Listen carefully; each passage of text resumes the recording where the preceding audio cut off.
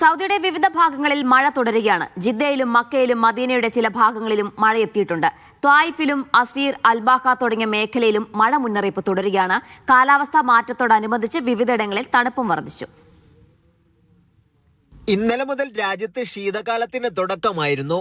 ഇതോടെ വിവിധ പ്രദേശങ്ങൾ പതിയെ തണുപ്പിലേക്കു നീങ്ങി. അബഹയിൽ ഇന്ന് 5 ഡിഗ്രിയും കമീസ് മുഷൈത്തിൽ ഇന്ന് 6 ഡിഗ്രിയുമാണ് കുറഞ്ഞ താപനില. അൽ ഖുറയാത്ത്, തുറൈഫ് എന്നിവിടങ്ങളിലും താപനില കുറഞ്ഞിട്ടുണ്ട്. കാലാവസ്ഥാ മാറ്റവുമായി ബന്ധപ്പെട്ട മഴ തുടരുമെന്നും കാലാവസ്ഥാ കേന്ദ്രത്തിന്റെ മുന്നറിയിപ്പുണ്ട്. Makkah, Madinah, Jizan, Asir, Al Baha, വടക്കൻ പ്രദേശങ്ങൾ എന്നിവിടങ്ങളിൽ ഇന്നും മഴയെത്തി. കാലാവസ്ഥാ മാറ്റവുമായി ബന്ധപ്പെട്ട് പ്രയാസങ്ങൾ അനുഭവിക്കുന്ന പ്രവാസികളടക്കമുള്ള ആളുകൾ മാസ്ക് ധരിക്കാനും പ്രതിരോധ കുത്തിവയ്പ്പുകൾ എടുക്കണമെന്നും മന്ത്രാലയം നിർദ്ദേശിച്ചു. മഴ കനക്കുന്നതോടുകൂടി സൗദിയുടെ വിവിധ പ്രദേശങ്ങളിൽ വരും ദിവസങ്ങളിൽ തണുപ്പേറും. സാബിത് സലീം, മീഡിയ 1, ജിദ്ദ.